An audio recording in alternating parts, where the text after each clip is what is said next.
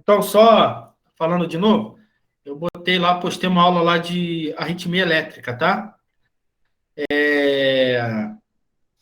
Amanhã não, na quinta-feira, eu vou postar também uma aula pretendo até quinta, né?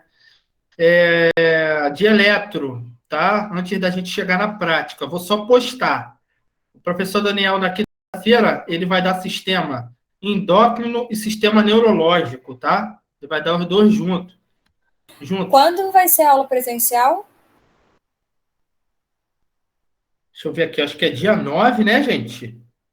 É dia 9 e a outra dia 14. Dia 9 e dia 14. Ok, obrigada. E qual é o dia do seminário? Dia 14. Dia 14.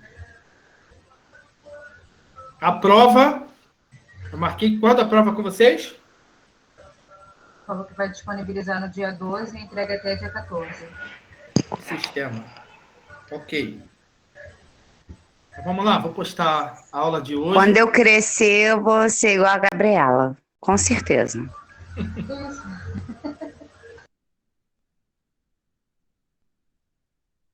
Vou botar aqui a apresentação, tá? Vai ter um tempinho aqui que eu vou ter que adicionar alguns alunos. Então, vamos seguir. Professor, desculpa, eu não sei se você já disponibilizou a apostila de todos os sistemas, se já disponibilizou? Não disponibilizei, não. Tá, eu vou... A de hoje eu disponibilizo daqui a pouco para vocês, tá? Mas vai ter a apostila das outras aulas? Não é apostila, né? Ou vai ficar só com slide? É os slides, a apresentação, tá? Ali já contei tudo, ali já ajuda. Entendi. Tá bom. Querendo ou não, é uma apostila, não deixa de ser, tá? Não, sim, eu achei que fosse uma apostila, tipo, uma diferente, tipo, mais resumida e tal. Mas aí você vai postar o mesmo slide, não tem problema não. Obrigada. Eu vou depois disponibilizar um livro para vocês, tá? É um e-book aí para vocês até tirarem as dúvidas sobre a matéria. Mas aí, aproveitando aqui o ensejo, dá 2 minutinhos, e lembrar vocês que quando a gente falar dos sistemas, vocês focarem na doença, né? No diagnóstico, tratamento e cuidado de enfermagem. Se vocês conseguirem identificar esses 4, vocês vão se dar bem na prova, tá? É muito importante. Por quê? Um exemplo. Para eu ter o diagnóstico de uma doença respiratória, eu preciso de alguns exames para serem feitos. Um exame físico, claro, um exemplo, a ausculta, né? Mas principalmente os exames de imagens. Um exemplo, um raio-x, uma tomografia, uma ressonância, né? O tratamento para uma doença respiratória, uma oxigenoterapia, um paciente que está em crise, com uma insuficiência respiratória, a gente eleva a cabeceira, né? Isso faz parte dos cuidados também de enfermagem, que o tratamento ele pode estar em paralelo com os cuidados de enfermagem, porque faz parte. Tá bom, gente? E quando falar tratamento medicamentoso de alguma doença, um exemplo, tratamento medicamentoso para um paciente com uma doença no sistema gástrico ali, um H. pylori, tratamento medicamentoso. Mas se apresentar uma gastrite ou uma úlcera gástrica que tem que fazer uma abordagem ali, aí às vezes o tratamento não é medicamentoso, aí tem que fazer uma endoscopia para cauterizar o sangramento. Só para vocês entenderem, tá? Principalmente focar quais são as doenças que afetam os sistemas quando a gente colocar. Falar, uma doença que afeta o sistema digestório, uma esofagite, uma gastrite esofagiana, um tumor de cólon, né? E aí vocês vão observando e fazendo o paralelo, né? Os cuidados de enfermagem, que, assim, dos sistemas que a gente vai falando, a maioria das doenças do sistema digestório, do sistema cardiovascular, do sistema hematopoético. As doenças que estão contidas nesses sistemas, geralmente os cuidados de enfermagem para cada sistema é a mesma coisa. Estou falando de cada sistema. Do sistema digestório, praticamente são as mesmas coisas, os cuidados de enfermagem. E o diagnóstico também, tá? Isso é para vocês terem o pulo do gato aí. Caraca, como é que eu vou saber aqui o cuidado de enfermagem? Como é que se diagnostica? Praticamente Mas, a mesma Vitor, coisa.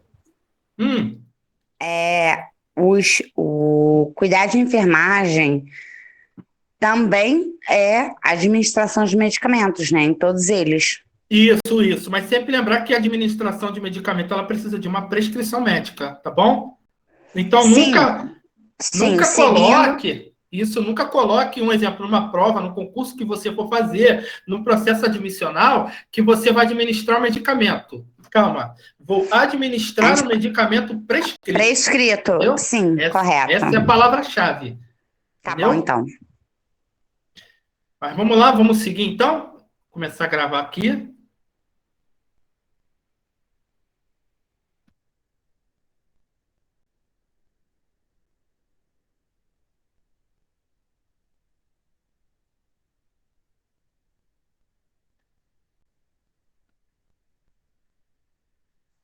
Não tem nenhum convidado? O professor Daniel, ele vai tentar entrar, tá? Já passei já para ele o link. O professor Marcos está dando uma palestra lá no Hospital Raul Gazola e o Tiago está dando aula de fundamentos. O professor Tiago está comemorando, soltando. Oh, desculpa, fundamentos é amanhã. É aniversário dele hoje. Hoje é isso mesmo, Fábio? Estourando champanhe. Isso. Espera aí. Já está gravando, né, gente? Vocês estão vendo aí, né? Perfeito. Ó, botei o slide aí. Tá todo mundo vendo? Sim. Então, vamos começar. Sistema hematopoético. E aí está o nome do professor Marcos, mas, na verdade, é meu e dele. Quando a gente fala de sistema hematopoético, a gente está falando do sistema sanguíneo, tá, gente? E aí existem diversas doenças que estão ligadas a ele. Um exemplo, necessitamos do sistema hematopoético.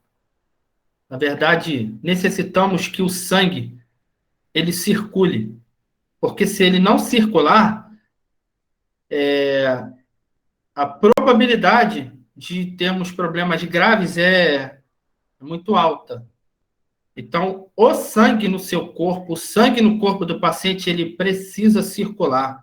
Ele precisa chegar até o dedinho do pé. Ele precisa chegar até a cabeça. Ele precisa chegar até o dedo das suas mãos. Mas, professor, o sistema cardiovascular faz isso? Ele faz isso. Sem problema nenhum. Mas existem algumas doenças que são específicas do próprio sangue. Um exemplo, que todo mundo deve conhecer, porque é bastante falado, a leucemia. A leucemia popularmente dizendo, é como se fosse uma alteração, né,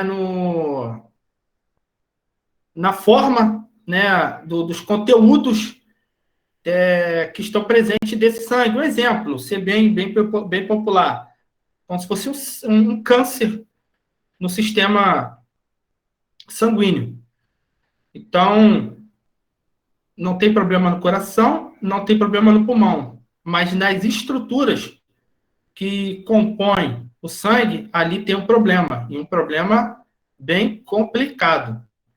Tá? E sempre lembrar, gente, que o sangue ele contém oxigênio, o sangue ele contém nutrientes, tá? Então, que são importantíssimos para que todos os órgãos, todos os nossos organismos, vamos dizer assim, todo o nosso organismo, ele funcione. Tá? Se eu tiver algum problema com relação aos nutrientes necessários no sangue, a minha pele começa a sofrer. As minhas hemácias começam a ficar... começam a apresentar uma dificuldade, trazendo problemas, né, para outros órgãos. Então, lembrar que o sangue ele passa por todos os órgãos que estão presentes no organismo de qualquer pessoa. O pulmão, ele faz com que haja uma oxigenação para que esse sangue ele seja oxigenado, vamos dizer assim. O coração, ele bombeia o sangue. Para quê? Para que esse sangue ele chegue até os órgãos. Então, mesmo que o coração ele funcione, mesmo que o pulmão ele funcione, mesmo que o rim que faça a filtração ele funcione adequadamente, se tiver algum problema nos componentes sanguíneos, esses órgãos também começam a sofrer, tá? Então, tudo aquilo que você come, tudo aquilo que você está exposto, né, o sedentarismo, uma vida regrada a alguns produtos, um exemplo, os produtos cancerígenos, que podem causar alguma alteração nessas estruturas ou em qualquer estrutura do corpo, né, isso tudo pode também afetar a estrutura sanguínea, tá? Então, pense nisso tudo. Tudo que você come, tudo que eu como, tudo que eu estou ingerindo, a minha vida, se eu estou fumando, se eu estou ingerindo muito álcool, se eu estou exposto à radiação, né, se eu estou exposto a elementos químicos inalatórios, também pode alterar, mesmo mexendo com o meu pulmão, mas também pode alterar, tá? E isso a gente chama das orientações que a gente faz, um exemplo, em posto de saúde, né, em programa de saúde da família, a gente faz a promoção em saúde e prevenção em saúde, né, junto com uma equipe multidisciplinar, para quê? Para que a pessoa ela não tenha, né, nenhum problema. Claro que isso aí também vai ser levado em conta em outros sistemas, tá? Ah, professor, no sistema respiratório também sim, no sistema cardiovascular sim, a gente também faz. Então, lembrar que essa alimentação também faz parte, orientar quanto à questão da alimentação. Tá? Então, vamos seguir aí. Sangue aí é um tecido conjuntivo líquido que circula pelo sistema vascular sanguíneo, formado pelo plasma e pelas células sanguíneas. O volume total aí em um adulto aí, né, em média aí 5 litros, é produzido, tá, na medula óssea, né? Muitas pessoas nem sabiam disso. Alguns estavam pensando que era produzido no rim, e não é, tá? Fundamental aí para a formação do sangue, os elementos aí, o ferro, o ácido fólico, a vitamina B12. Quando você começa a observar o ferro, o ácido fólico e a vitamina B12, você já começa a pensar no paciente que tem dificuldade dessas produções aí, no paciente com anemia, né? E que é muito conhecido, é aquela criança desnutrida que se alimenta mal, e aí a gente, o médico ali, o pediatra, ele começa a falar, olha, ela está desnutrida, está com anemia. Aquela mulher que no período menstrual, né, ela tem uma perda sanguínea muito grande, ela também apresenta anemia, porque ela está perdendo sangue e está perdendo os componentes que são essenciais também para o organismo, né? E um exemplo também, que pode ser uma gravidade aí, uma situação bem grave, é o paciente que apresentar uma hipovolemia, perda de sangue, um exemplo, uma hemorragia, um PAF ou um PAB, perfuração por arma branca ou perfuração por arma de fogo, que tem uma hemorragia interna ou uma hemorragia externa, né? E ali se perdem elementos, né, que são essenciais, né, para a circulação, né, do nosso corpo aí. A parte líquida do sangue, conhecida como plasma, tá? Contém 90% de água, composto sangue, né, no caso, composto de água, 90%. Nele nós temos glicose, proteínas, sais, gases, que a gente está falando, hormônios e anticorpos. A parte sólida do sangue, conhecida como células. Tá? Glóbulos vermelhos aí, que são as hemácias, os eritrócitos, ou eritrócitos, né, que transportam o oxigênio, né, e também o gás carbônico entre os pulmões e os tecidos. Glóbulos brancos aí, os famosos leucócitos, lembra da defesa aí do organismo, né, contra a invasão desses agentes infecciosos, os glóbulos brancos que estão presentes ali, as nossas famosas células de defesa. As plaquetas aí que fazem o controle, auxiliam na regulação do sangue. São os restos ou fragmentos de células, ajudam a coagular. Ou seja, lembra quando você corta, você lesiona o seu braço, ou corta, ou faz uma laceração, ou a gente chama de ralar, ou rala o braço, né? A gente vê o sangramento e daqui a pouco ele começa a apresentar uma casquinha. Ou seja, ali tem o controle ali das plaquetas ali, auxiliando nessa coagulação e auxiliando também na regeneração desse tecido.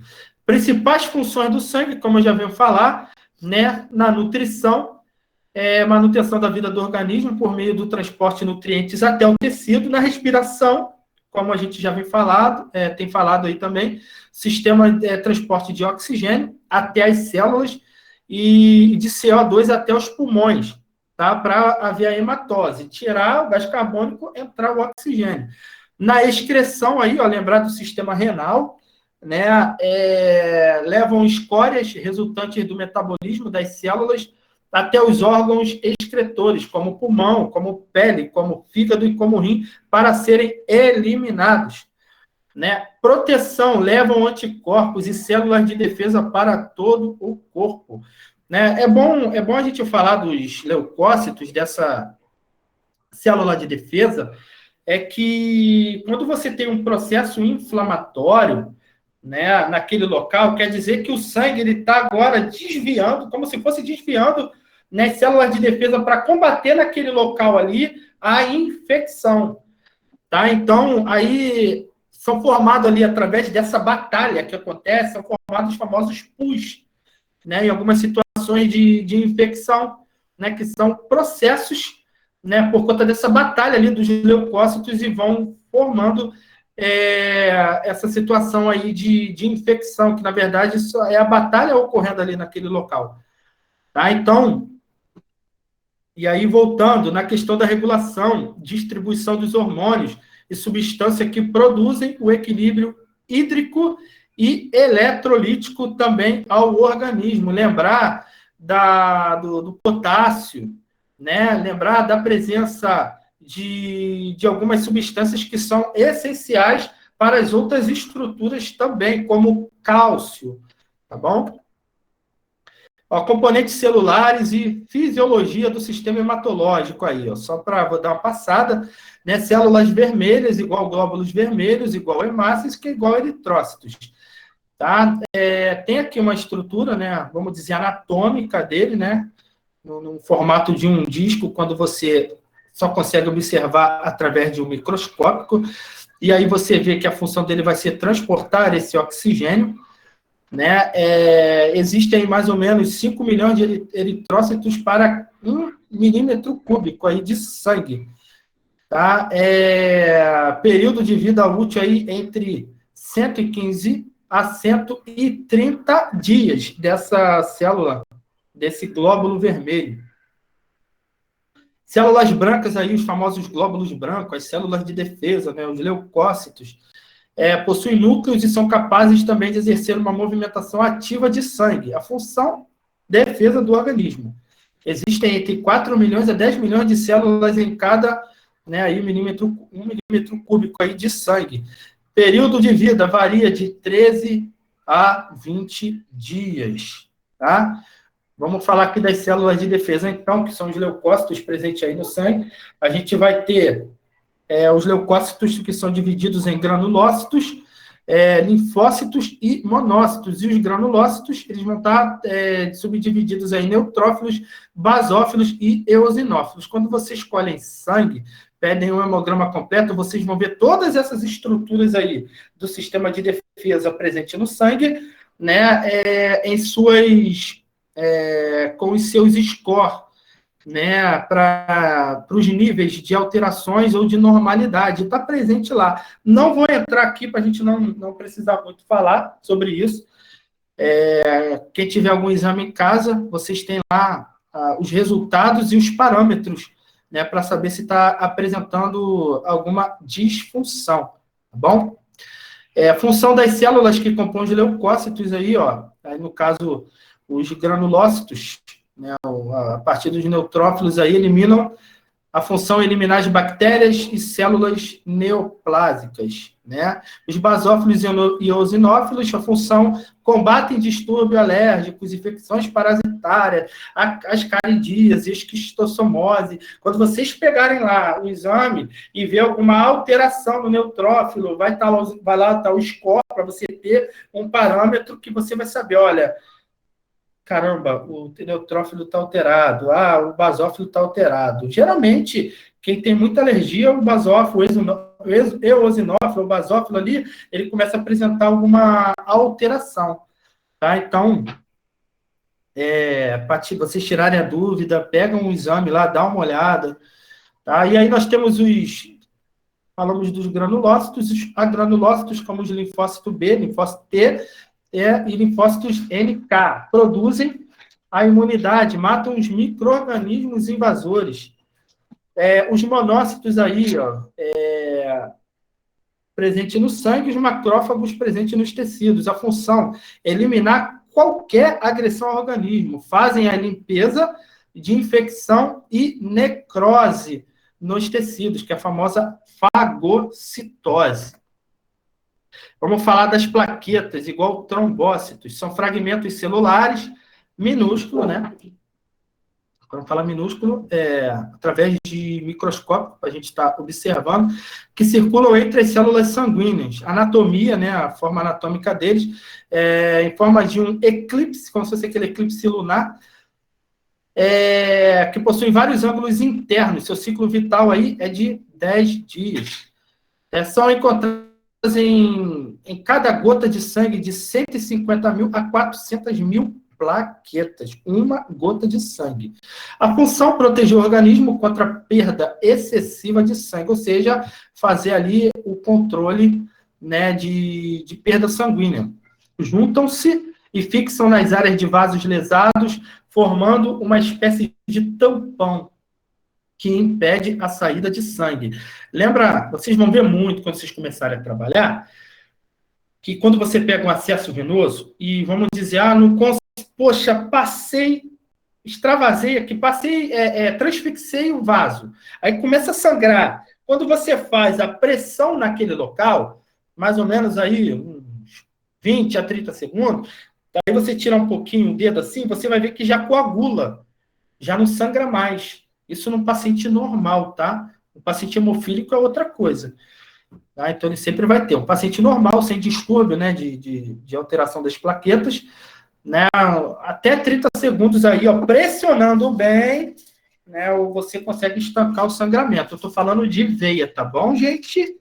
Porque se for de artéria, lembrar que artéria, você tem pressão. Então, você tem que ficar mais tempo pressionando até ocorrer ali, no caso, o fechamento ali, tá? Sempre lembrar, o que esguicha, quando sangra, assim, tá sangrando, tá esguichando sangue. Aquilo é artéria, tá? Hemograma aí, como eu falei do exame, Exame laboratorial de rastreio básico, simples, de baixo custo e o mais solicitado aí para todas as doenças, né? Assim, fornece informações diagnósticas úteis sobre o sistema hematológico e outros sistemas orgânicos. Gente, o sistema hematológico você já consegue ter um parâmetro para saber mais ou menos aonde está acontecendo o problema, vamos pensar assim. Tá? Então, você tem o prognóstico, resposta ao tratamento e recuperação. Consiste em testes que determinam o número, variedade, percentagem, concentração e qualidade desse sangue. Tá? E aí consiste na contagem de leucócito, de hemácia, de plaqueta, hemoglobina, de volume corpúsculo médio, de concentração de hemoglobina, né, de amplitude de distribuição das hemácias, e através desses exames aí que consegue identificar o que está acontecendo, muitas das vezes, em qual órgão está acontecendo esse problema. Tá? Então, vamos falar agora das doenças em si, né? Eu só dei uma pincelada na questão das estruturas, né? E dos componentes aí que nos dão um norte para saber onde está o problema. Professor, mas sou eu que vejo o exame do paciente para tomar conduta? Não, é o médico que vai ver. E a conduta vem dele para a gente realizar. Eu só estou passando para vocês entenderem, né, um pouco sobre o sistema. Depois vocês pegam um exame que vocês têm em casa, dá uma olhada. Vocês vão ver ali onde está alterado, tem alguma alteração, ou aquela alteração traz algum problema, ou se ela já está no limite, entendeu? Dá uma olhadinha. Problemas mais comuns aí de pacientes com problemas hematológicos, tá? Como eu falei da anemia, né? E aí, sinais e sintomas aí, ó, fadiga, fraqueza, dispneia, tendência à hemorragia, né, lesões na língua, gengiva e mucosas, dores ósseas ou articulações, febre, né, erupções, né, aquelas feridas que aparecem na pele, pruridos, que são as coceiras. Né, pode acontecer muito porque tem um distúrbio acontecendo ali. É falta de nutrientes. E a falta desses nutrientes ali acabam trazendo, né, alguns problemas, né, no caso, para o indivíduo. E aí, ó, os principais distúrbios aí, nós temos, como eu falei, a anemia, as leucemias e os distúrbios plaquetários. A gente vai falar dos pacientes hemofílicos, né? As anemias, que tipos de anemias? Acho que vai ter um grupo que vai falar sobre anemia, né? E aqui eu só vou dar uma pincelada para vocês entenderem, né? As anemias aí, nós temos, só para vocês terem a definição do que é a anemia, né, é uma diminuição do número de hemoglobina, né, contida nos glóbulos vermelhos, como resultado de carência de um ou mais nutrientes essenciais para a manutenção do organismo, né, como defeitos anatômicos até das hemácias, ou seja, lembrar que o oxigênio ele precisa estar dentro da célula. E aí tem algumas formas que esses glóbulos eles tomam que o oxigênio ele não consegue penetrar. E aí, as células, elas estão pobres em oxigênio, mesmo que o pulmão esteja funcionando. Mas o problema é na célula, que está presente ali, né, no sangue, ou seja, no caso, a hemoglobina que vai fazer esse transporte. Né? Olha lá, a hemoglobina é um pigmento de glóbulos vermelhos e tem a função vital de transportar o oxigênio dos pulmões para os tecidos. Ou seja, se tiver alguma deficiência dessa hemoglobina, o sangue ele não vai estar fornecendo o oxigênio, né, necessário aí para as outras estruturas aí, orgânicas. Isso é só para lembrar os valores normais aí nos pacientes. Homens, 13, na mulher, 12 e nas gestantes, 11. E aí, quais são os tipos de anemia, gente? Existem as anemias que são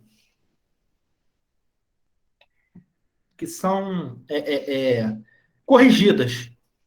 Elas demonstram que tem uma carência ali de um elemento. Um exemplo, a anemia, falar em anemia vai ser uma dessas aí. né? Anemia ferropriva é aquela que tem carência de ferro. E aí você vai ver, nossa, estou tomando sulfato ferroso. Por quê? Possivelmente porque tem uma anemia. E aí, se eu não me engano, é mais as gestantes, né? Elas acabam também tomando sulfato ferroso. Anemia perniciosa, carência de vitamina B12 e ácido fólico. A carência dessas vitaminas aí acarretam em dores, em cansaços aos pequenos esforços. Um exemplo, parecido com o sistema cardiovascular, lá, problema no coração. Mas aí vai ver que o problema está correlacionado à anemia e não ao coração. Por isso que na hora de fazer um exame, o médico ele sempre vai pedir um exame, um hemograma, para ele também já começar dali a estratificar para ver aonde está acontecendo o problema, tá? E as famosas anemia falciforme, que essa já é um defeito genético. Falciforme é porque ela fica numa estrutura parecida com uma foice. E ali eu tenho carência ali de entrada de oxigênio para ser carregado para para os órgãos, tá? Então, ela é mais grave, tá? As outras a gente consegue corrigir. E aí lembrar, ferropriva aí, ó, são distúrbios nos quais os conteúdos total de ferro estão abaixo do nível necessário. 90% dessas anemias aí estima-se que elas sejam causadas pela deficiência de ferro. É considerado um dos tipos mais comuns de anemia.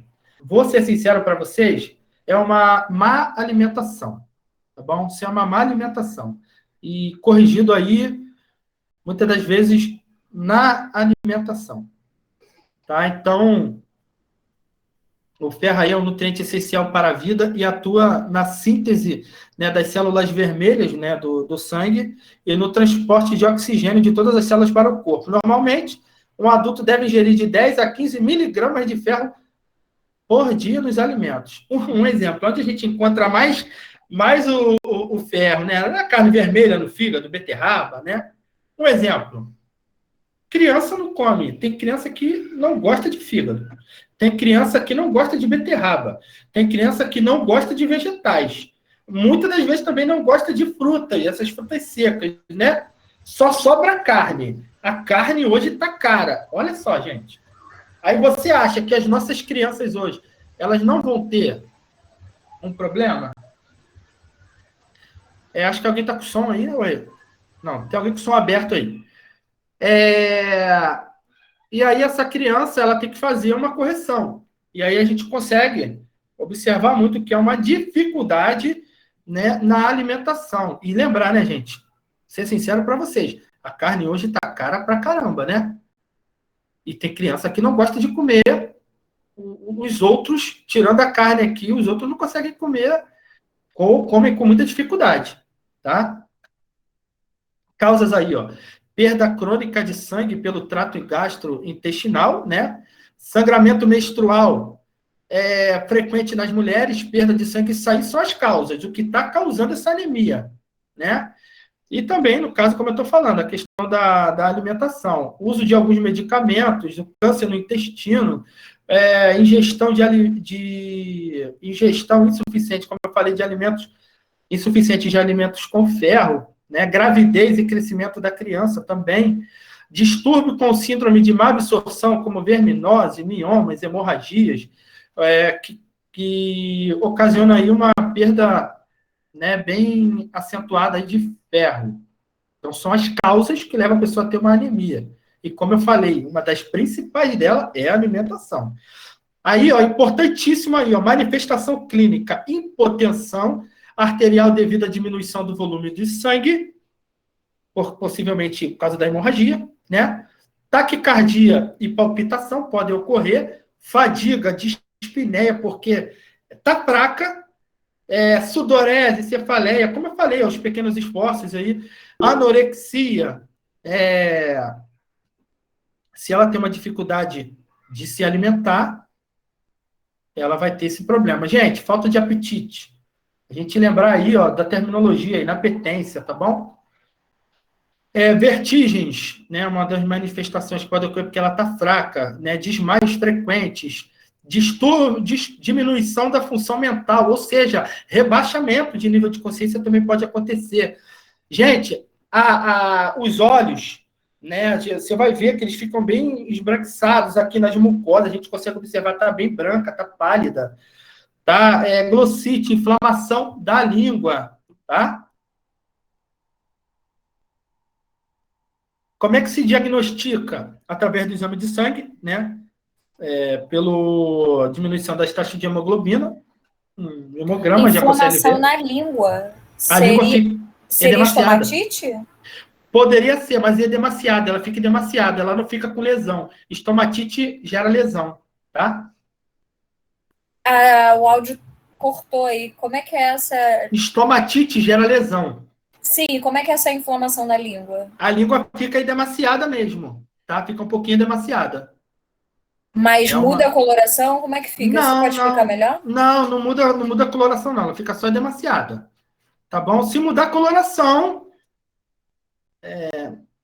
eu nunca vi mudar a coloração, nem vi em literatura. Mas é demasiada mesmo. Eu vou falar para vocês, lá no hospital a gente recebe muito paciente com anemia. Claro, é muito mais anemia falciforme, tá bom? Do que a ferropriva, né? Por conta da gravidade. Mas quando a gente recebe esse tipo de paciente lá, a gente observa assim, a língua bem edemaciada. Tá? Faz parte do processo. E aí, como eu falei do diagnóstico, né? Como é que a gente diagnostica? O tratamento aí é correção alimentar, né? Claro, alimentos ricos em ferros, de origem animal, de origem vegetal. Lembrar das verduras, lá tem ferro. Os legumes, as hortaliças, como eu falei. E também pode ser uma correção também medicamentosa, para estar ajudando, tá? Seria o complemento do sulfato ferroso? Poderia ser também. Tá? E aí nós temos aí, ó, para uma melhor absorção do ferro presente nesses alimentos, é recomendado também o consumo de alimentos com alto teor de vitamina C junto com as refeições. Para quê? Para que esse ferro aí ele seja o mais absorvido possível. A vitamina C ajuda nisso, tá? Seria o suco de laranja, né? E vários, né? Acerola, abacaxi, goiaba, kiwi, laranja. Limão. Dizem que, assim, Professor, na parte nutricional, a acerola ela tem mais vitamina C do que a laranja, tá? Fala. Por que as gestantes no início da gravidez têm que tomar ácido fólico? Nem é diagnosticado nenhuma anemia, mas eles já para evitar, durante os 3 primeiros meses. Mas a gestação ela gera uma deficiência no consumo de alimento, até para a própria criança mesmo, porque a criança também vai consumindo ela, que está ali dentro. E aí tem que ter um aporte para o desenvolvimento da criança. Não. Quando o professor estiver falando, desliga seu microfone para a gente poder ouvir ele. Mas está desligado, amor. Não tá. Eu só liguei agora para perguntar. Tá, vamos lá. A criança, mesmo na barriga, ela já consome energia, né? E aí vai causando essas deficiências, tá? Gente, no caso, o sistema hematopoético numa gestante, né, causa muita disfunção para uma gestante, né? E vocês sabem que a circulação de um feto é diferente, né, de uma circulação de uma criança quando nasce. Lembrar daquela comunicação interatrial, que ali já tem a questão do oxigênio, se ela tiver algum problema ali também. Então, vai consumindo energia e, consequentemente, vai consumindo ferro, e aí essa criança ela precisa, né, desse ferro para o desenvolvimento dela, e também a mãe precisa também. Por isso que a gente fala para a mãe, tem gestante, que ela não só faz correção, tá, gente, de ferro. Ela faz correção de muita coisa ali. Principalmente um deles é o ferro. Tá? Um exemplo, para amadurecer o próprio pulmão também. A gente acaba utilizando Marcos, também. para a formação do tubo neural também da criança, né? Ajuda em tudo. Isso que eu Ajuda em ia tudo. perguntar. Ajuda em tudo. Vamos seguir aqui. Porque tem 60 slides, gente.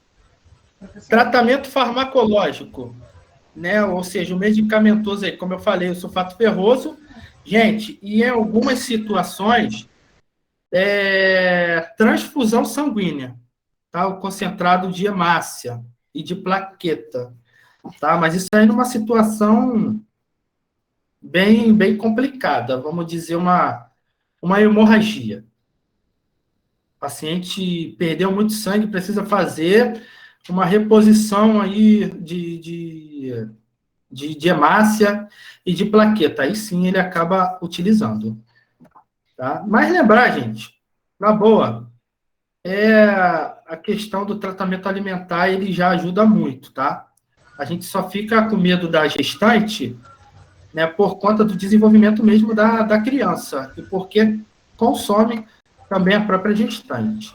Professor, e aí, gente? A única anemia que não teria jeito, vamos dizer assim, seria a anemia falciforme? Não é jeito. Você pode dar uma qualidade de vida, mas assim, não tem como... Questão de alimentação, mas aí não teria nenhum remédio, nada que possa... Não, tem um tratamento sim, mas é para qualidade de vida só, tá? Quando eu chegar lá, eu vou chegar lá, que eu vou passar pela perniciosa e vou chegar na falciforme. Vamos lá, cuidados de enfermagem aí, para ferropriva, aí, ó, testar a presença de sangue oculto nas fezes, né? Qual o nome disso, gente? Eu falei lá no sistema digestório, catalase, tá? Se tiver melena, catalase D positivo, tem melena, tá? No caso, presença de sangue também na urina, hematúria, e alertar a pessoa para fazer teste de pesquisa em casa. A gente sempre orienta, porque ela pode estar perdendo sangue em algum órgão que está levando ela a ter essa deficiência também. E aí a gente orienta, né? Olha, foi lá, evacuou, não dá descarga não, joga um pouquinho de água oxigenada, vê se vai borbulhar, tal, só para a gente ter um parâmetro. Informar a pessoa de que é normal a constipação após a administração do sulfato ferroso, né? Devendo ter um plano de eliminação gastrointestinal, ou seja, tem que ter uma profilaxia para não haver para quando estiver usando o sulfato ferroso, uma profilaxia para que não tenha uma constipação, tá? E aí a profilaxia, né, gente, vocês sabem, a mudança no estilo de alimentação também, e pode ser utilizado algum medicamento também para ajudar, como um exemplo, medicamentos que não venham causar cólica, tá? Do Colax da cólica, tá, gente? Então, a gente começa com óleo mineral, a gente começa com a ajuda da nutrição, com suco de ameixa, né? Mamão, gelatina, e fora os alimentos que contêm ferro para ajudar também. Então, é tudo paralelo. Instruir a pessoa na gestão de ferro aí, ó, presente nas carnes, peixe, legumes, frutas. Professor, mas eu não como carne. Tá bom, mas vai comer legume então, mas come bastante. Tá? Vamos para a anemia perniciosa aí, a falta de vitamina B12 e ácido fólico. Também lembra da gravidez, lembra da gestante, lembra da criança, né? Para o desenvolvimento todo dela. É um tipo de anemia que ocorre devido aos erros de maturação, tá? Ou seja, um retardamento e formação das hemácias, ou seja, as megaloblásticas, em consequência de vitamina B12 no sangue, produzida por um distúrbio da mucosa gástrica, tá? A vitamina B12 é responsável pela maturação das hemácias. E aí, causas: atrofia e defeito da mucosa gástrica, né, prejudicando a absorção de nutrientes.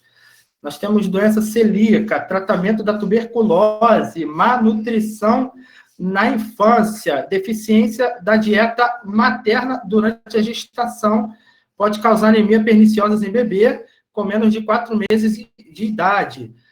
Deficiência de cobalto, né, no organismo, elemento presente na vitamina B12 também. Vai causando todas essas no caso, são as causas, né, para estar o paciente tendo aí a perniciosa.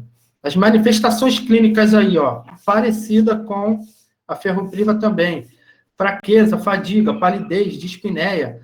No caso, entra aí a angina, que a gente vem falando muito, a famosa dor no peito, também causa. Edema nas pernas, tá? Por conta dessa dificuldade aí também do retorno venoso. Devido às alterações do sistema gastrointestinais aí, ó, língua lisa, glossite, né?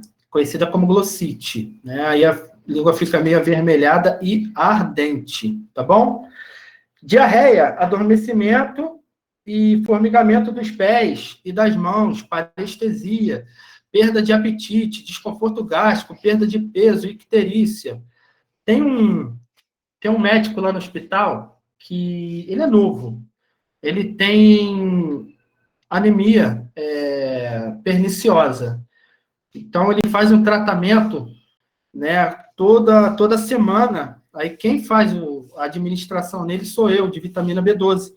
Né? E ele tem muito dessas manifestações aí, exceto a língua, tá? Eu não vi muito a questão da língua, mas ele se sente muito fraco, indisposto, né? E, às vezes, para ele fazer uma atividade na academia, se ele não estiver corrigindo, né, no caso, a anemia dele, que ele tem muito, acontece muito com ele passa muito mal. Inclusive, até não vai no trabalho. Mas, graças a Deus, ele tem feito o tratamento dele lá, né? E ele já tem isso há bastante tempo. Não posso dizer que seja crônico, assim, ele tem isso para a vida toda, não. É uma deficiência que ele mesmo tem. Mas, assim, não é uma situação que pode causar uma situação de urgência ou emergência, tá, para ele. Ele faz a correção dele lá. E faz comigo, né? Ele vai, Vitor, engraçado, ele vai e me chama para eu aplicar tudo nele, fazer tudo nele lá, só quer eu. Diagnóstico aí, como é que a gente consegue diagnosticar? Endoscopia digestiva, né, por conta do sangramento, se tiver apresentando algum sangramento com a perda desse sangue aí também. Hemograma, lembrar do VCM aí, que eu falei que é uma dos score aí que a gente analisa no hemograma, né, pesquisa laboratorial de vitamina B12, tratamento também, reeducação alimentar, para fazer uma correção nisso, né, e medicamentoso em algumas situações aí, com ácido fólico, para fazer a correção. Alguém aqui tem algum tipo de anemia, gente? Assim, que acontece muito. Olha, eu tenho muita anemia, acontece muito, eu tenho ferropriva, eu tenho a perniciosa. Eu conheço muita gente que tem. Volta e meia. Vou tudo procurar saber. Estou com medo já. Tudo meus exames sempre dão anemia, mas nunca definiu como perniciosa, nem... Mas você... A falciforme é que a gente tem que ter mais cuidado. Mas essa alteração da anemia que você tem, você já procurou fazer uma correção? Um exemplo, mudar seu hábito de vida. Já foi orientada sobre isso? Você já mudou? Já sim. Eu também já tive mas mesmo assim ainda continua mais forte? Mas a minha é alimentar. Viu? Mais alimentar. Gente, e aí cuidados de enfermagem, quando a gente olha... Não, então, a minha não é alimentar, não. Eu me alimento muito bem de legumes, verduras. É só o que eu até prefiro do que arroz e feijão e macarrão. Mas o médico não consegue corrigir também, não. Não, mas só consegue corrigir com medicamento. Sim. Cuidados de enfermagem, gente. Cuidados de enfermagem, lembrar dos sinais e sintomas, né? No caso, se tem uma dificuldade aí na perda, né? No caso de sangue, pode ter uma hemorragia, a gente tem que prevenir infecções, né? Que está com distúrbio hematológico ali, que ainda não é, vamos pensar, não é tão grave, mas a perda sanguínea diminui também, os níveis também de leucócitos está presente. Né? No caso, a questão da administração dos medicamentos aí, principalmente o ácido fólico, promover a higiene oral do paciente, encaminhar para o serviço social de recuperação para os hábitos alimentares, no caso dos alcoólicos, né, que é um fator preponderante aí para uma má alimentação. É só você lembrar, ou vocês podem conhecer uma pessoa um alcoólatra, um etilista, ele se alimenta mal, e aí ele vai ter deficiência, né? Instruir a pessoa, a família, acerca dos alimentos aí ricos em ácido fólico, ovos, couves, brócolis, alimentos ricos em vitamina C também. Informar ao paciente ou família que não devem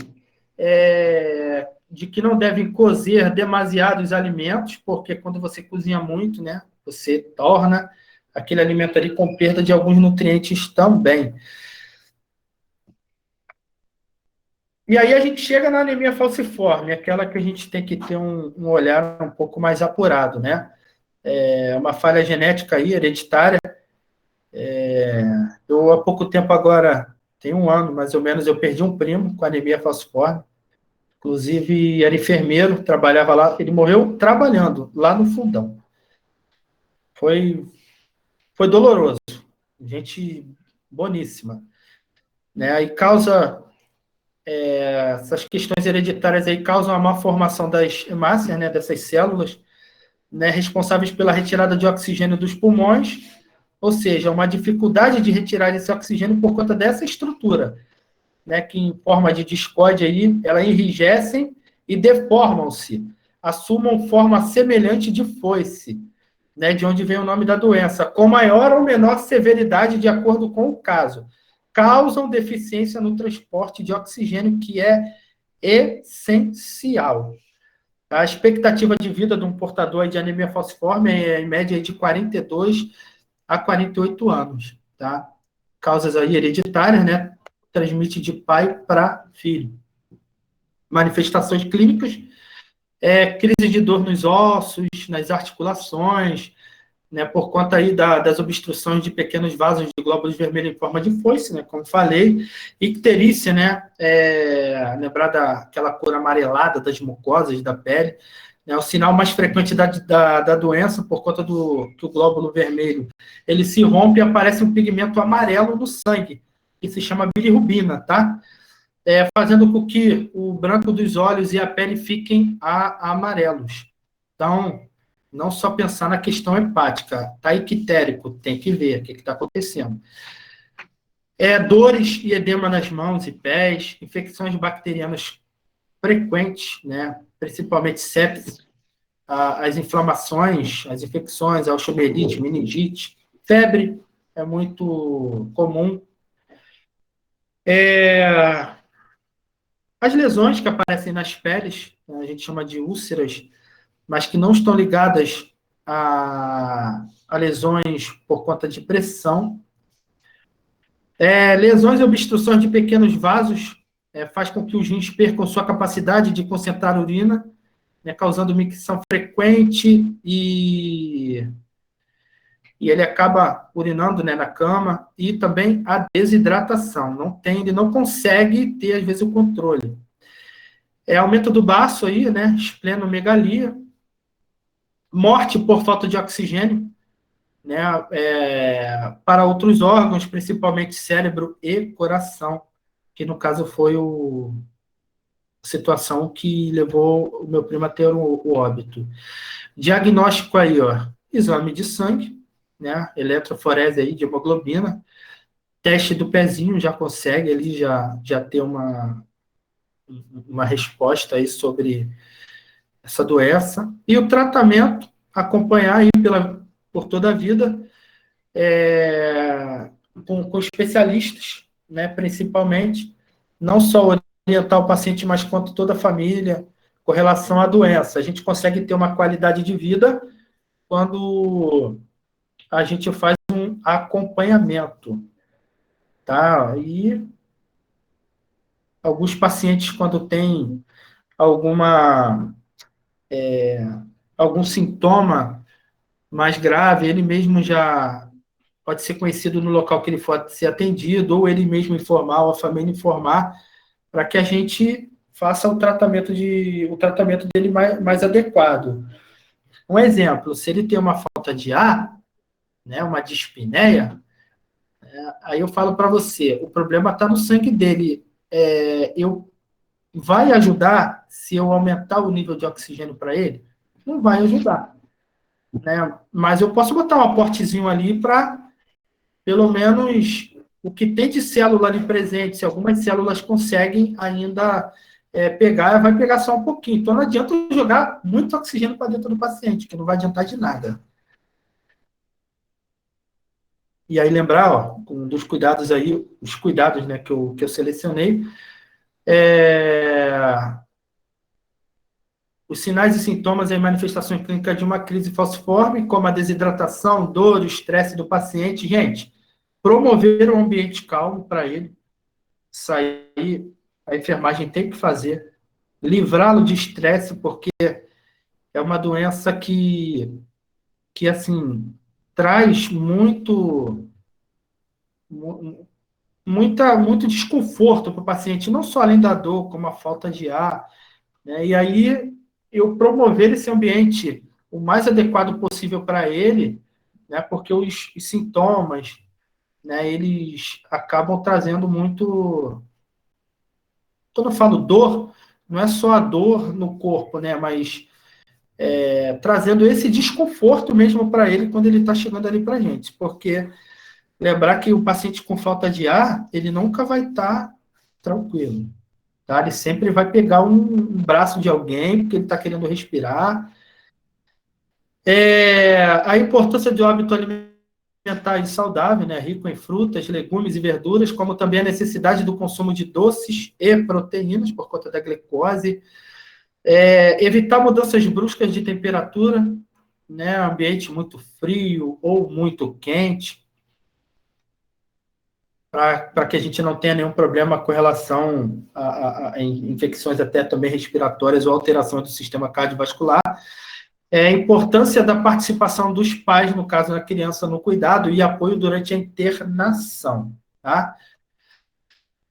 No paciente hospitalizado, aí, assegurar a permanência dos pais, no caso criança, né, na hospitalização, evitar mudanças bruscas, no caso do mesma coisa, promover ambiente seguro e tranquilo, conforto, permitir o uso, no caso de crianças, aí, brinquedos, para distrair, porque lembrar que é uma doença, pode ser congênita também. Administrar, né, no caso, medicamentos prescritos aí para não só trazer uma qualidade ali, mas diminuir esse sofrimento. Observar edemas em membros inferiores, né? Para quê? Para que a gente passe isso, no caso, um exemplo, passar para o médico, para ver qual vai ser a conduta. Estimular movimentos de membros para favorecer a circulação sanguínea. Né? Fazer massagem com hidratante na pele 3 vezes, porque torna-se uma pele um pouco sofrida. Fazer o controle hídrico, para quê? Para ver se está funcionando os órgãos, como principalmente o rim. Atentar para os riscos de lesões na pele, como nos pés e na perna. Observar sinais e sintomas que levam ao processo de infecção, porque, gente, se esse paciente ele abre alguma lesão, né, ele tem uma porta de entrada ali para qualquer tipo de infecção, principalmente cutânea ali. E o que está na pele do paciente, lembra da flora ali, é diferente do que está dentro, né? E aí pode levar esse paciente a desenvolver uma sepse por conta dessa lesão, dessa porta de entrada. A mudança de decúbito, né, de 3 em 3 horas, mas de antemão já trago para vocês que o mais adequado seja de 2 em 2 horas para os pacientes acamados, aqueles que não têm condições de fazer mudança de decúbito, até para evitar o aparecimento de lesões de pele, né, como lesão por pressão. Realizar higiene corporal, né, uma vez ou mais por dia, de acordo com a necessidade, também para evitar a questão da infecção e conforto também do paciente. Aqueles que já têm curativos, que já têm lesões, fazer o curativo adequadamente.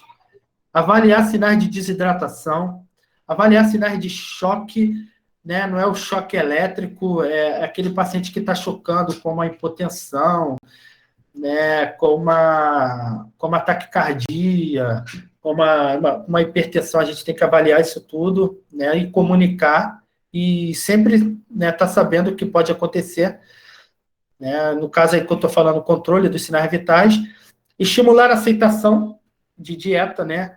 Principalmente rica em proteína e ferro, aí, controlar o peso diário, e ensinar o paciente a esvaziar a bexiga no início da crise de priaprismo, com exercício e banho morno. Alguém sabe o que é priaprismo?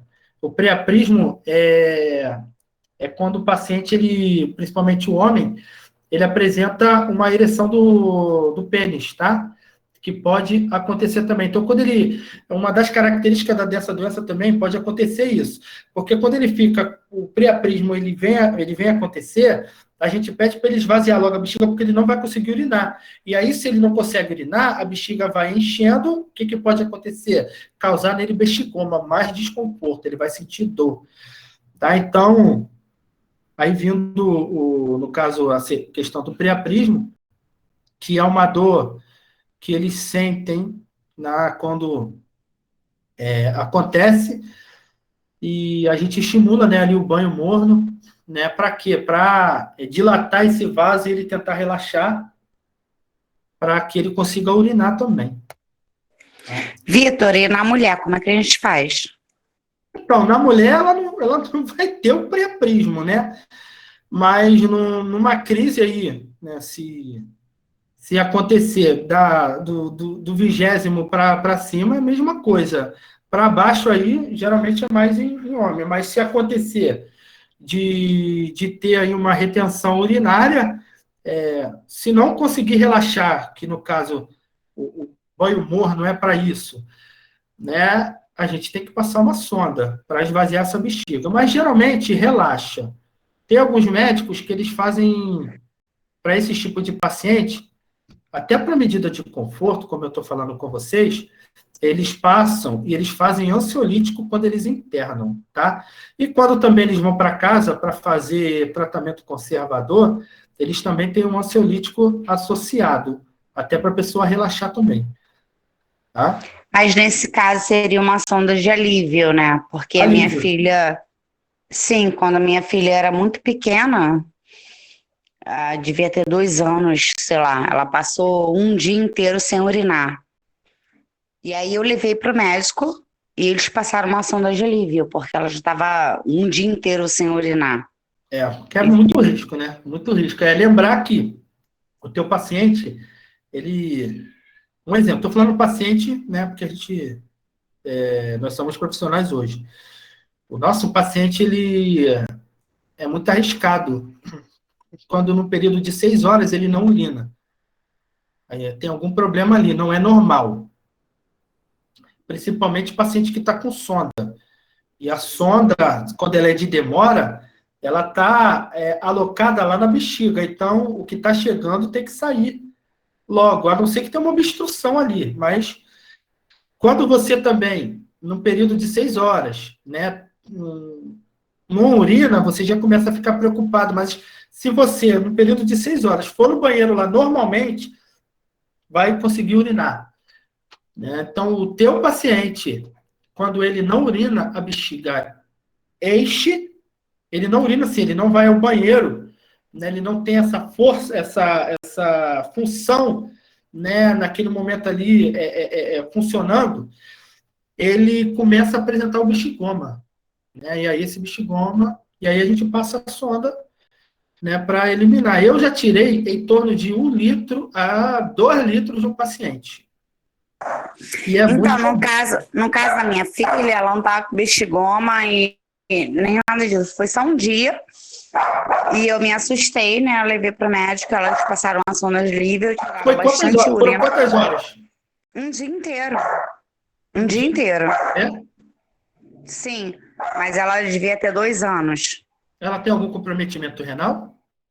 Não, não tem nenhum. Foi só uma única ocasião. Não teve mais nada além disso, nem antes disso. Ela hoje está com 14 anos.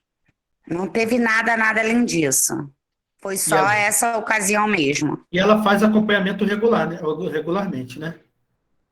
Não, não faz não. Não faz não. Foi só essa ocasião mesmo, de verdade. Mas ela tem uma anemia falciforme? Não, não tem. Não tem. A saúde dela é perfeita. Ela não tem nada além de nada. Ah, mas eu tinha entendido que ela tinha anemia falciforme, por isso que eu perguntei. Não tem. Não tem nada a ver. Graças a Deus. Só teve essa ocasião mesmo, que ela ficou um dia inteiro sem urinar. E aí eu levei no médico e passaram uma sonda de alívio, retiraram. E ela voltou a urinar normalmente. Ela não tem nada. Como não é ligado à anemia, mas não é normal, tá bom? Uma pessoa ficar sem urinar. Não é normal. Aí tem que avaliar o que está acontecendo. Vamos ver as escórias renais. Como é que está a ureia, a creatinina? Como é que está o funcionamento? Fazer um Doppler das vias renais, porque não é normal, tá? Ver se ela bebeu líquido no dia anterior, se ela vem bebendo, se ela se hidrata. É importante fazer uma avaliação. Não só fazer um acompanhamento por conta de uma crise ali que aconteceu. Né? Isso, na época eu levei porque eu fiquei muito assustada, mas fizeram a sonda de alívio lá, fizeram os exames e não tinha nada de normal. Não sei o que aconteceu, ela simplesmente prendeu e não fez. Isso é a explicação que me deram. Pode acontecer. Quando a gente fica com a bexiga muito cheia, a gente não consegue urinar direito, tá? Se a gente ficar prendendo urina, isso não é bom, tá, gente? Porque o teu... parece que forma ali, fica uma tensão ali, uma pressão ali na bexiga, que a gente tem que fazer força para urinar, que seria ao contrário, né? Seria mais tranquilo, porque tá cheio e não é, tá? Então vamos seguir. Então, gente, na anemia, lembra que os sinais e sintomas ali, eles são tudo parecido, tá? A única diferença que eu possa perguntar na prova é a diferença entre um e o outro, tá? E o cuidado de enfermagem para as 3. Tá? Diagnóstico, todo mundo sabe, né? Passei agora a questão do sangue, fazer um exame de sangue para estar fazendo essa avaliação. Tá? Cuidado de enfermagem, vocês sabem, principalmente medidas de conforto, correção da nutrição desse paciente, a perda do peso, tá? Então, já está o pulo do gato aí para questão das anemias. Leucemia aí, ó. Em condições normais, a medula óssea fabrica células-tronco, células imaturas, né, que se desenvolvem em células sanguíneas maduras. A célula-tronco aí, lembrar das pesquisas aí, né, com célula-tronco, que dão certo em algumas situações aí de paciente com leucemia, né, podem tornar uma célula-tronco mieloide ou uma célula-tronco linfóide. As células-tronco linfóide se desenvolvem em células brancas sanguíneas. Aí vamos lembrar dos glóbulos brancos. As células-tronco mieloide são as células imaturas chamadas mieloblastos e podem se desenvolver aí 3 tipos de células maduras. Tá? Células vermelhas sanguíneas que carregam oxigênio, né? Células brancas aí, com relação às células de defesa, e plaquetas no distúrbio aí de coagulação. As leucemias, a palavra leucemia refere-se a um grupo de cânceres que afetam as células de sangue, caracterizadas pelo aumento acentuado da quantidade de leucócito, ou seja, infecção. Por que está tendo infecção direta? O que está acontecendo? Sempre tem febre. Aí nunca consegue estratificar. Aí, gente, tem que fazer o quê?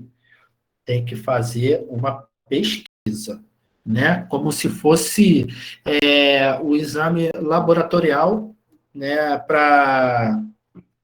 Como se fosse uma biópsia, para ver o que está acontecendo, né, da pessoa ser recorrente de uma febre que ninguém sabe qual é qual é a origem, tá?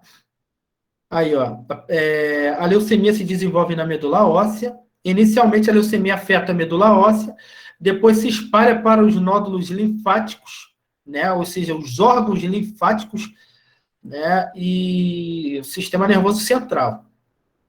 É um câncer do sangue, pode ser agudo ou crônico e pertence à família das neoplasias, né? Que neoplasia significa o crescimento desordenado com mudanças nas características das células. Podem ser malignas ou até benignas.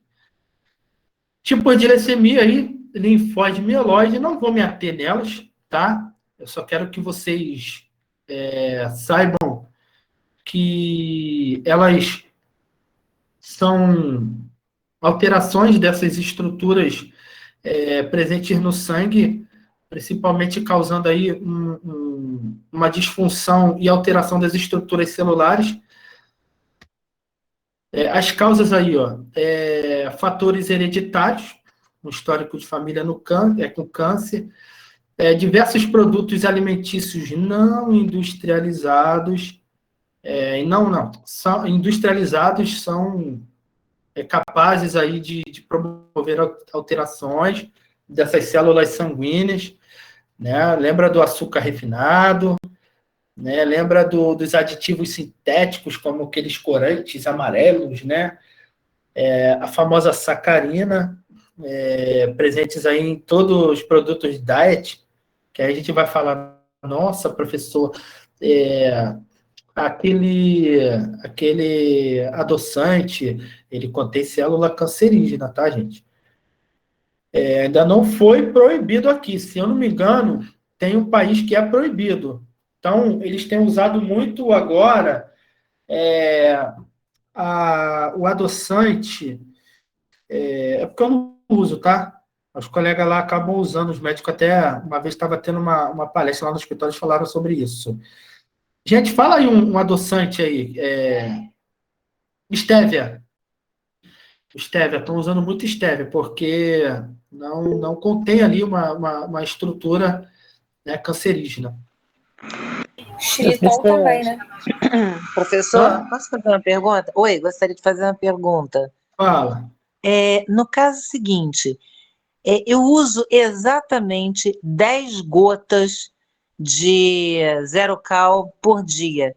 Isso seria um risco? Porque eu tomo uma xícara de café com 10 gotas, é só isso que eu uso. Isso poderia ser configurado um risco? Então, olha só, o que acontece? A gente faz muito isso aí na nossa vida, na nossa experiência, né, com os nossos pacientes, né? Alguns pacientes, eles acabam utilizando adoçante sim também, tá? Ah, professor, eles usam estévia? Não.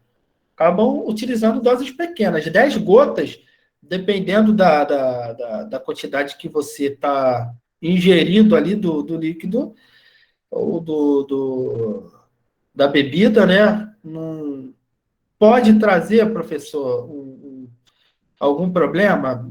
Eu não tenho como te dizer isso, tá? Porque eu não sou especialista.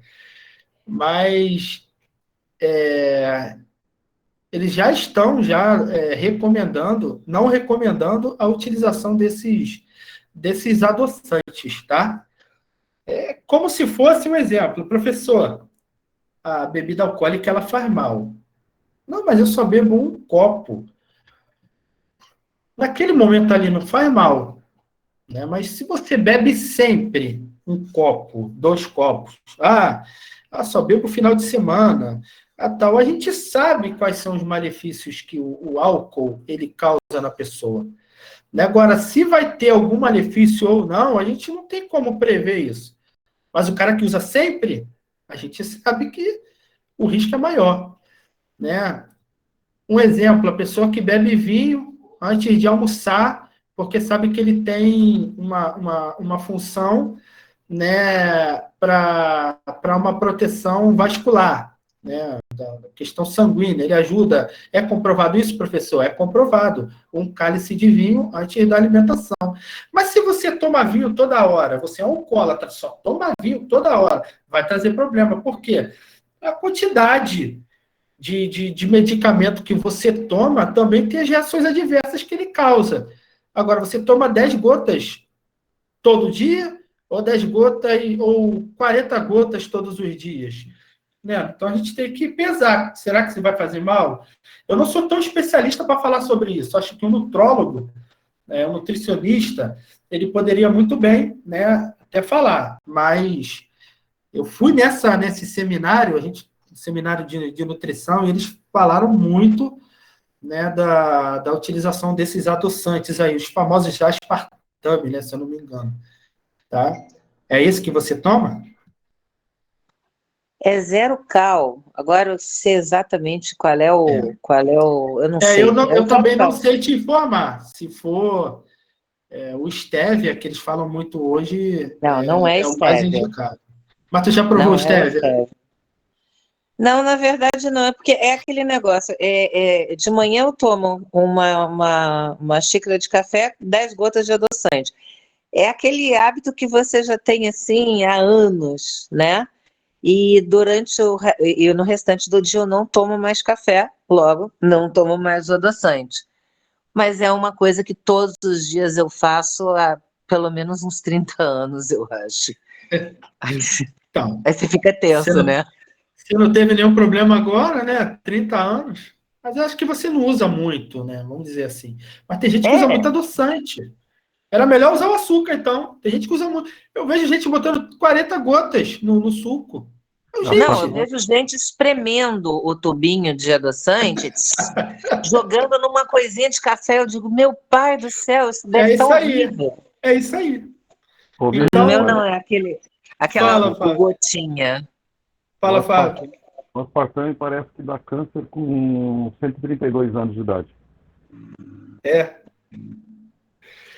Então, tá aí, ó, o Fábio trazendo aí. 132. Gente, 132? Aí dá câncer, parece. Show, beleza. Então eu tô no lucro. É só para te dar uma animada, não ficar desanimado. A outra causa aí também, gente, esses hormônios aí que todo mundo mais sabe. 100 anos. Vocês todos sabem que todos esses animais aí que são levados para o abatedouro, né, tal, eles são injetados neles hormônios para eles crescerem, né, e concomitantemente alteram, né, muitas das vezes até a estrutura celular do próprio animal, e aí a gente está ingerindo, né, esse animal aí com esses hormônios aí. A vigilância, não sei se é a vigilância que eu ia falar, a vigilância sanitária, lá quando eles vão nos abatedouros e tal, eles fazem um controle disso tudo, mas a gente sabe, o controle é quando eles estão lá, né? E quando eles não estão lá. Né? Então, por que no Natal, né, o peru, algumas aves, né, elas são fabricadas logo ali.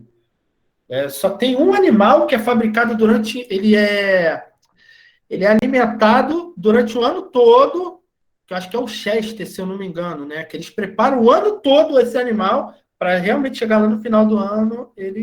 Agora os outros não, os outros eles são preparados, enxertados, hormônios.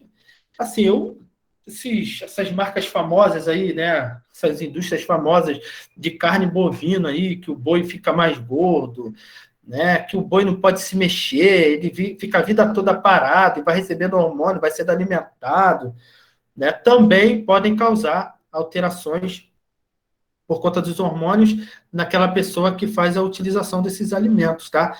Lembra do ovo que a galinha chorou? Né?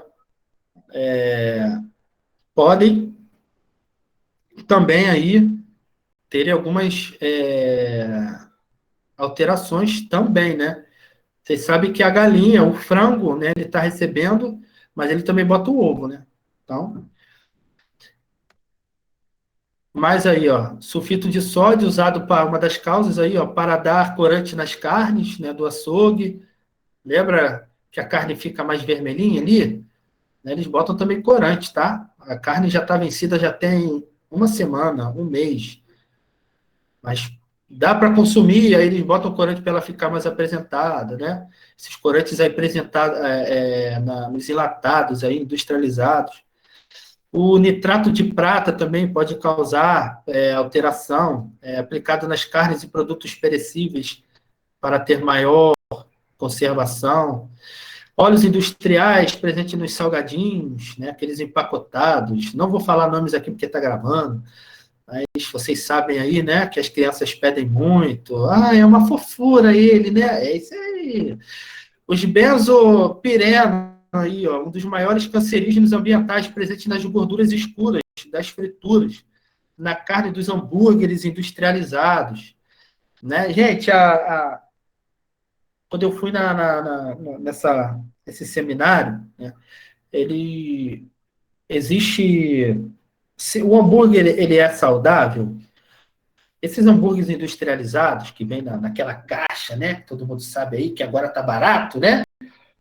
Eles são esses hambúrgueres aí, que contém o benzopireno aí. Mas, quando você pega um exemplo, que não seja uma carne com bastante hormônio, né? Ou esse sulfito de sódio, nitrato aí, pegar a carne e moê-la, pedir para moer na hora, é o mais indicado para você fazer esses hambúrgueres aí caseiros. Que eu vou falar para vocês, hambúrguer caseiro, ele é até mais gostoso, para quem sabe fazer. Tá? Então, e não é difícil, tá, gente? Só é caro por causa da carne. Só é caro por causa da carne. Aí depende da carne que você vai comprar, né? Mas mesmo assim tá caro. Outra aí que Agora, só um detalhezinho de dona de casa, quem pensa que a carne boa para fazer hambúrguer é a carne de primeira, tá equivocado, é a carne de segunda, e o acém misturado com a fraldinha faz o melhor hambúrguer que pode ter, suculento, macio e sem esse monte de química que tem nos industrializados. Tomara que essa carne aí que você esteja utilizando não tenha sulfito e nem nitrato aí. Pô, vem cá. Mas a carne de acém... alguma coisa? A gente pode comer alguma coisa ou tem que agora viver de ar, de luz? A gente tem que acreditar no que está na embalagem. A carne de acém ela é perigosa porque é onde os animais tomam os medicamentos, né? Então, ela é uma das mais perigosas, de carne de segunda. Até para eles crescerem. Né? Vamos seguir aí, ó, das causas, lembra do cigarro? Aí? Por isso que é gostoso, então. O Fábio não presta. Vamos seguir. Gente, o gás carbônico aí também, monóxido de carbono, quer dizer, é um gás não inflamável, inodoro, incolor, né, que a gente não consegue sentir, mas ele também pode causar alteração, né, nessa estrutura. Contato com materiais radioativos também causam. Manifestações clínicas, né? Paciente que tem leucemia sempre vai ter, a anemia vai sempre estar presente. Infecções, hematomas, hemorragias por conta do distúrbio hematológico, né? Cansaço aí, a dispneia, fadiga, dores articulares, dores nos ossos, ele vai estar sempre enjoado, né? Numa situação aí aguda da doença. Anorexia, inapetência, caqueixa, manchas roxas, pontos vermelhos, as petecas, né, que a gente chama, comprometimento das línguas, gânglios linfáticos aí, aumento do fígado e do baço, hepatoesplenomegalia, podem acontecer. Gente, diagnóstico, exame de sangue, né? No caso, o hemograma completo, o mielograma, né, como se fosse uma biópsia, aí, coletar aí através da estrutura retirar o sangue da medula óssea, né, e também exame clínico, né, que acabam ali tendo uma noção de que o paciente tem uma leucemia. Tratamento, quimioterapia, e como eu falei para vocês, que tem dado certo, e eu já vi dando certo, transplante de medula óssea, tá? Passar cuidados de enfermagem aqui, ó.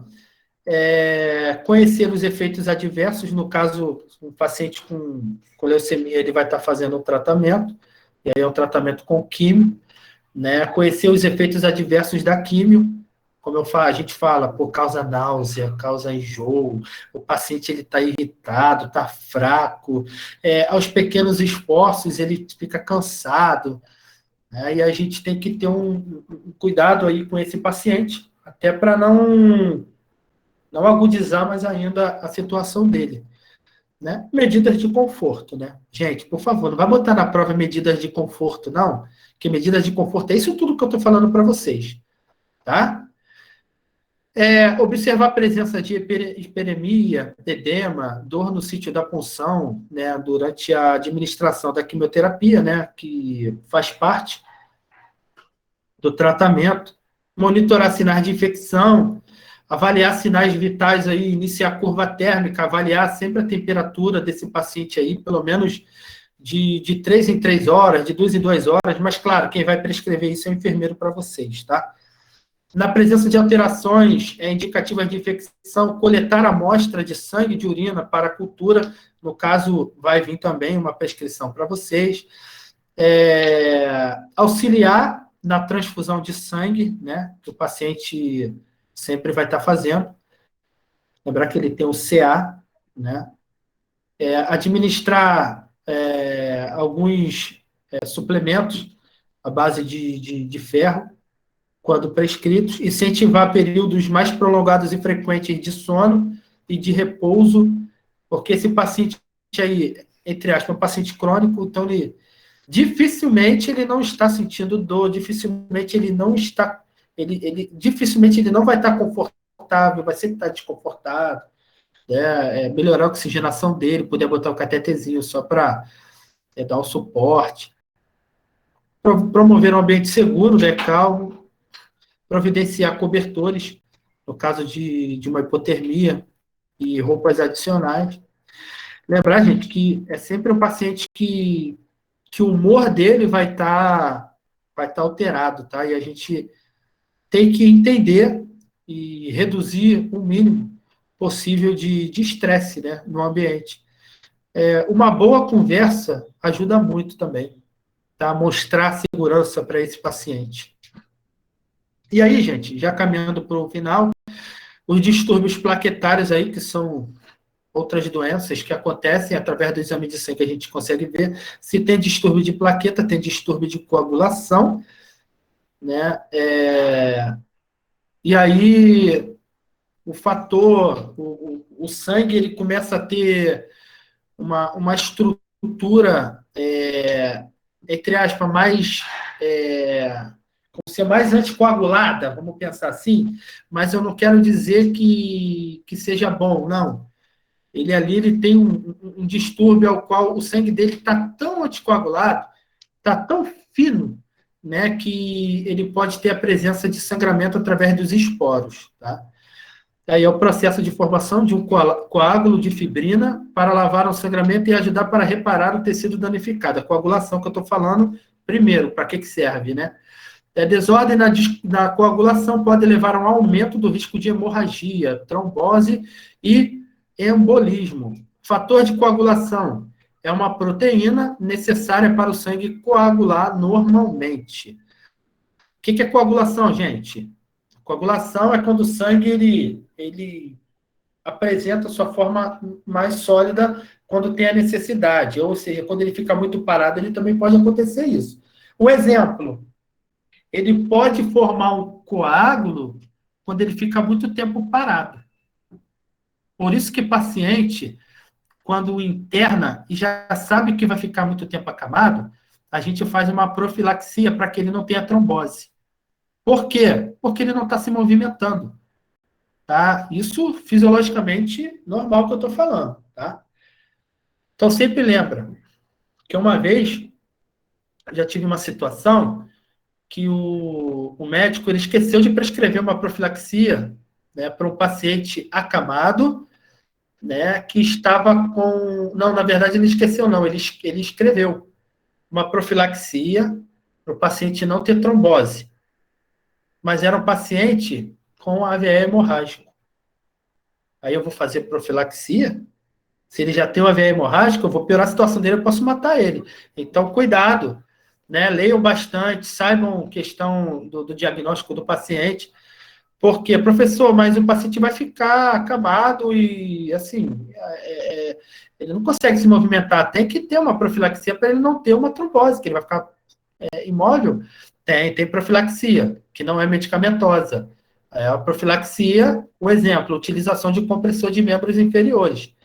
É uma máquina, é um dispositivo que ajuda no retorno venoso do paciente, livrando de trombose, tá? Pergunta, professor, desculpa. Um paciente que fica muito tempo internado e vai se submeter a um procedimento, a uma operação, né? Ele tem que suspender o uso desse anticoagulante quanto tempo antes? Assim, pelo menos, pela minha experiência e pelo que eu tenho de entendimento, né, no assunto, entre 48 e 72 horas. Tá? Isso vai depender também do tipo de cirurgia. Tá? Que tem cirurgia que, às vezes, eles, em 24 horas, ele, olha, não faz o de hoje, que amanhã ele vai fazer a cirurgia. Até em 24 horas eles aceitam também. Tá? Cirurgia de grande porte que eu tô... cirurgia de grande porte, aí vai depender de qual cirurgia também, né? Que aí ele pode fazer de 48 a 24 horas para suspender o anticoagulante. Agora, lembrar que quando ele volta da cirurgia, no pós-operatório dele, a princípio, ele pode ficar 24 horas sem anticoagulante. Vai depender também da cirurgia, e aí retornar com anticoagulante, ou, né, já voltou da cirurgia, ele já coloca o compressor de membro inferior. Para quê? Para não ter risco de trombose. Tá? Aí teve uma aluna na outra turma que me perguntou assim, professor, então assim, cara, eu durmo 10 horas por dia. Meu Deus, eu não consigo dormir nem 4. Dorme 10? Então é um risco que eu tenho? Então é melhor eu comprar um compressor de membro inferior? Eu falei, tu quiser comprar, tu compra. Não é ruim não, pô, não é ruim não, pode usar. Na verdade, gente, esse compressor de membro inferior que a gente fala é como se fosse uma massagem nas pernas, tá? Aí ajuda muito. E aí, gente, o paciente hemofílico aí, um distúrbio de coagulação de sangue, como a gente está falando ali de plaqueta, né? Distúrbio na plaqueta. É uma doença aí genética, né, hereditária, que se caracteriza aí pela desordem no mecanismo de coagulação do sangue e manifesta-se com maior frequência no sexo masculino, tá? Causas aí pessoas nascidas com hemofilia têm pouco ou nenhum fator de coagulação. Olha aí. Para o sangue coagular normalmente, né? Então, o risco de hemorragia é imenso. Se encostar, bateu com a mão na parede, ficou roxo. Ficou roxo não, ficou um hematoma aqui, né? Esses pacientes aí a gente tem que ter maior cuidado. E olha o que eu estou falando para vocês. Ele está... A coagulação dele ali está muito complicada. E aí, o que a gente faz? Como cuidado de enfermagem, né? Evitar trauma. O que é evitar trauma? Evitar batida, evitar com que ele caia, né? Evitar com que caia para tudo, né? Tentar para sinais de hemorragia, né? Todo o nosso cuidado aí. Aí, tipo de hemofilia, tem a A, tem a B e tem a adquirida. A A, paciente tem deficiência, pouco ou nenhum fator de coagulação, né, do tipo 3 aí, tipo 8, ocorre em cerca de 90% das pessoas com hemofilia, e hemofilia B tem a deficiência do fator de coagulação tipo 9. E hemofilia adquirida, em casos raros, a hemofilia pode ser adquirida. Isso pode acontecer quando o corpo fabrica anticorpos contra fatores de coagulação na corrente sanguínea. Esses anticorpos podem impedir que os fatores de coagulação funcionem, olha aí. O anticorpo agindo de forma inadequada. Toda a estrutura apresentando uma deficiência, né? Só para mostrar para vocês aí os fatores, né, que ajudam na ativação da cascata de coagulação do paciente. Né? Claro que isso aqui eu não vou cobrar na prova, né? Não tem necessidade, mas o que eu quero que vocês saibam, né, a diferença, né, um do outro, né, bem básico. Manifestações clínicas nem precisa dizer, se tem distúrbio no fator de coagulação, tem hemorragia, né, tem os sangramentos repetitivos, tem artropatia, né, do hemofílico, comprometimento aí da articulação, levando a dores, epistaxe, sangramento nasal, né, dores na articulação, como eu falei, atrofia muscular, dores intensas. O hemofílico pode sangrar internamente, especialmente no joelho, tornozelos e cotovelos. Esse sangramento pode danificar órgãos, tecidos e até ameaçar a vida do paciente. Tratamento aí, não há cura para o paciente hemofílico, mas existem estudos que procuram melhores tratamentos. Controla-se a doença com injeções regulares de fatores de coagulação deficiente. Medicamentoso aí, o fator anti-hemofílico. Vitamina K a gente usa muito. Né? A gente, no paciente hemofílico, né, numa situação aí aguda, a gente orienta, né, a fazer o repouso para a gente não ter nenhum problema com ele. Imobilizar articulações para poupar o órgão e aliviar a dor, né? Aí a questão da aplicação do gelo, no mínimo 3 vezes por dia. Por que o gelo, gente? Porque o frio, ele faz o quê? Ele faz a vasoconstrição e evitar, né, um sangramento ali. Fisioterapia com profissional especializado para não desencadear novas hemorragias, né? Por que fisioterapia, professor? Não só para fortalecer os músculos aí, mas para a questão aí desses órgãos aí das estruturas mais para baixo, né? Onde a gente consegue, por conta das articulações aí, ter um sangramento ali interno, por conta dessa coagulação e os vasos, pequenos vasos, a gente chama de microvasos, que podem se romper fácil e aí causar esse sangramento. Tá? Então, basta só um tiquinho ali de ruptura para que esses capilares aí, eles apresentem sangramentos ali nas articulações, onde você tem movimento com o osso. Tá? Cuidado de enfermagem, proteger o portador de hemofilia de traumatismo, como eu já falei, imobilizar as articulações em caso de hemorragias articulares, observar e anotar episódios hemorrágicos. Está apresentando melena? Está apresentando hematêmese? Está apresentando epistaxe? Está apresentando sangramento em alguma outra parte do corpo? Né? No ouvido? Então, adotar cuidados especiais na realização de tricotomias, lavagem intestinais e aplicação de calor, auxiliar na higiene oral, né? Com bastante cuidado por conta da sensibilidade da gengiva ali, que se machucar ele vai ter sangramento na gengiva e para recuperar isso é muito complicado, tá? E providenciar, né, no caso, uma identificação, né, para esse paciente que tem distúrbio no caso, o paciente hemofílico. Né, gente? Outra coisa que a gente tem que atentar, lembra que eu falei lá, que estava comigo em fundamentos, né? Evitar ao máximo medicamentos intramusculares, tá? Evitar ao máximo. Ah, professor, mas pode fazer venoso? Então, para fazer o venoso, ter bastante destreza, para só fazer uma vez e não ficar procurando veia nele.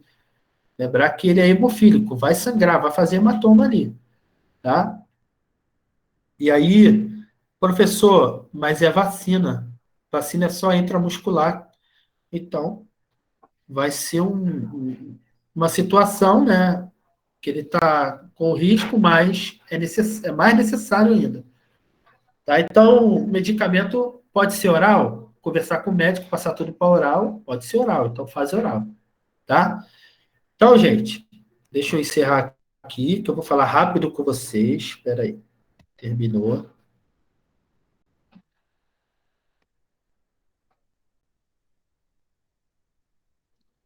para a apresentação. Eu quero que vocês prestem bastante atenção no que eu vou falar. Acho que eu não vou conseguir parar aqui, não.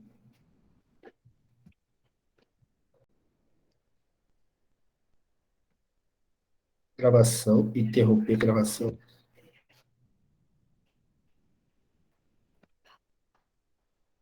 Então, vamos lá. Vocês viram que eu quero que vocês peguem bastante nessa aula de hoje o nome das doenças, sinais e sintomas e os cuidados de enfermagem.